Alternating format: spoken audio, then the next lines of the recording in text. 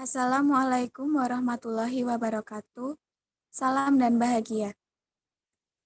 Perkenalkan kami dari kelompok 5 yang beranggotakan Latifah Apriliawati dengan NIM terakhir 024, Fikri Nur Anissa dengan NIM terakhir 031, dan saya sendiri Aulia Latifah dengan NIM terakhir 039.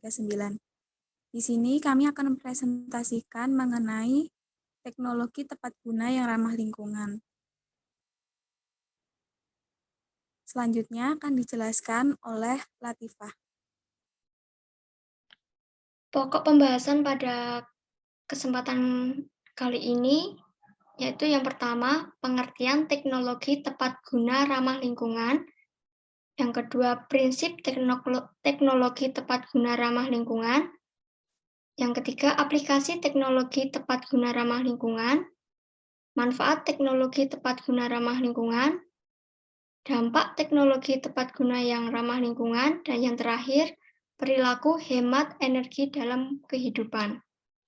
Teknologi tepat guna ramah lingkungan dapat diartikan sebagai sekumpulan teknik atau pengetahuan manusia tentang cara pembuatan dan penerapan menggunakan bahan baku yang ramah lingkungan melalui proses yang efektif dan efisien guna meminimalisir limbah produksi, sehingga dapat mengurangi dan mencegah terjadinya kerusakan lingkungan hidup. Teknologi tepat guna haruslah menerapkan metode yang hemat sumber daya, mudah dirawat, dan berdampak polutif seminimal mungkin dibanding dengan teknologi utama. Teknologi ramah lingkungan umumnya menggunakan cara pemanfaatan sumber energi yang dapat diperbaharui, seperti sinar matahari, angin, air, dan sejenisnya, serta mengubahnya menjadi energi lain yang sedikit atau bahkan tidak menghasilkan limbah dan polusi. Selanjutnya, prinsip teknologi tepat guna yang ramah lingkungan. Yang pertama, refine, yaitu menggunakan bahan yang ramah lingkungan melalui proses yang lebih aman dari teknologi sebelumnya. Yang kedua, reduce merupakan mengurangi jumlah limbah dengan cara mengoptimalkan penggunaan bahan. Yang ketiga, reuse, yaitu menggunakan kembali beberapa bahan yang tidak terpakai. Yang keempat, recycle, yaitu mengolah kembali atau daur ulang limbah yang sudah tidak terpakai menjadi barang atau produk baru yang bermanfaat. Yang kelima, recovery, yaitu pemanfaatan material tertentu dari limbah untuk diproses demi keperluan yang lain. Dan yang keenam, retrieve energy, yaitu penghematan energi dalam suatu proses produksi. Selanjutnya akan dijelaskan oleh Mbak Fikri, silakan. Baik, selanjutnya yaitu aplikasi teknologi tepat guna yang ramah lingkungan. Poin-poinnya yaitu yang energi, aplikasi di bidang transportasi, dan aplikasi di bidang lingkungan. Aplikasi di bidang energi. Yang pertama, bahan bakar dari tumbuhan atau biofuel merupakan bahan bakar alternatif yang berasal dari bahan-bahan organik dan dapat diperbaharui. Yang kedua, biogas merupakan bahan bakar alternatif yang diperoleh dari proses fermentasi bahan-bahan organik oleh bakteri anaerob. Yang ketiga, sel surya atau solar cell terbuat dari silikon yang dimurnikan atau polikristalin silikon dengan beberapa logam yang mampu menghasilkan listrik. Selanjutnya, pembangkit listrik tenaga air atau hydropower. Tenaga air atau hydropower menggunakan energi gerak atau energi kinetik dari aliran air untuk menghasilkan listrik. Contoh pemanfaatan hydropower yaitu dengan membangun dan membendung sungai besar untuk membentuk tempat penampungan air. Yang selanjutnya, pembangkit listrik tenaga angin atau wind power. Jenis pembangkit listrik tenaga angin yang sangat ini dikembangkan, yaitu pembangkit listrik tenaga angin yang dibangun di daratan dan dibangun di pantai. Dua, aplikasi di bidang transportasi. Yang pertama, kendaraan hidrogen atau hydrogen vehicle merupakan kendaraan yang menggunakan hidrogen sebagai bahan bakar penggerak mesin. Di dalam kendaraan ini terpasang alat yang mampu mengubah energi kimia dan free hidrogen menjadi energi mekanik.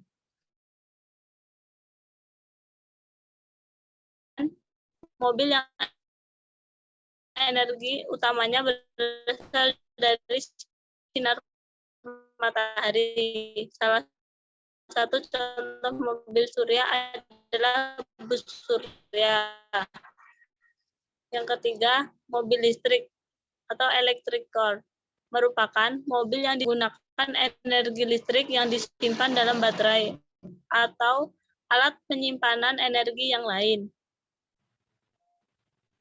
Selanjutnya,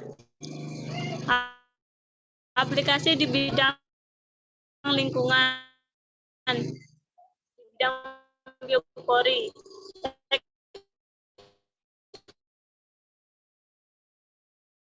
Teknik biopori memiliki prinsip yang sama dengan seumur resapan. Teknik ini diterapkan dengan area yang dibuat berlubang-lubang kecil atau berpori yang nantinya akan menyerap air hujan dan kemudian disalurkan ke dalam temuan air. Kedua, pemurnian air atau water purification merupakan suatu proses penghilangan zat-zat kimia, kontaminan biologis, partikel-partikel padat, dan gas-gas dari air yang terkontaminasi atau kotor. Tujuan dari proses ini adalah untuk menghasilkan air yang dapat digunakan untuk keperluan tertentu. Selanjutnya akan dibacakan oleh Aulia.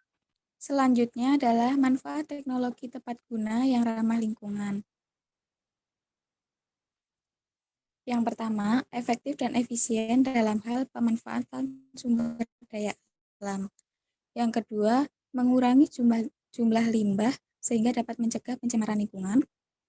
Yang ketiga, mengurangi resiko penurunan kondisi kesehatan makhluk hidup, khususnya manusia. Yang keempat, menekan biaya produksi atau hemat dengan memanfaatkan sumber daya alam sebagai bagian dari teknologi yang mampu menghemat biaya. Yang kelima, memenuhi kebutuhan masyarakat yang semakin hari semakin meningkat. Yang keenam, meningkatkan kemampuan masyarakat bagi yang mampu mengoperasionalkan dan memanfaatkan TTG. Yang ketujuh, bermanfaat untuk meningkatkan kesejahteraan masyarakat melalui pemenuhan kebutuhannya. Dan yang terakhir, mempermudah pemecahan masalah.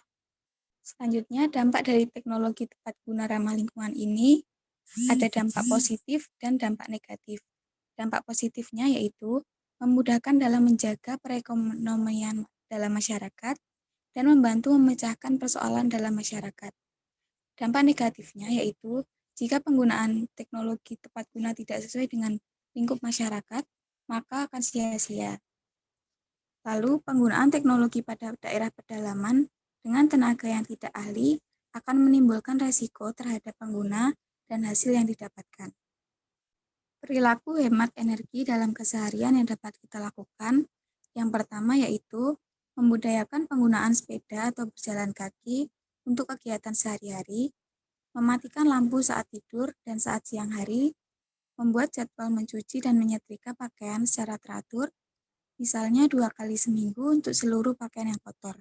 Jika menggunakan pompa air listrik untuk mengalirkan air, penuhilah bak mandi dan tempat penampungan air dalam sekali waktu. Selanjutnya, gunakanlah listrik dengan bijak. Pilih alat-alat listrik yang mempunyai daya watt rendah. Ganti lampu pijar dengan lampu hemat energi. Memilih peralatan rumah tangga yang hemat energi, menggunakan air secukupnya saat mandi dan mencuci, dan rumah ramah lingkungan hendaknya banyak memiliki fertilisasi untuk sirkulasi udara agar selalu mendapatkan pasokan udara bersih. Itu saja yang dapat kami sampaikan. Apabila ada salahnya, kami mohon maaf. Wassalamualaikum warahmatullahi wabarakatuh. Salam dan bahagia.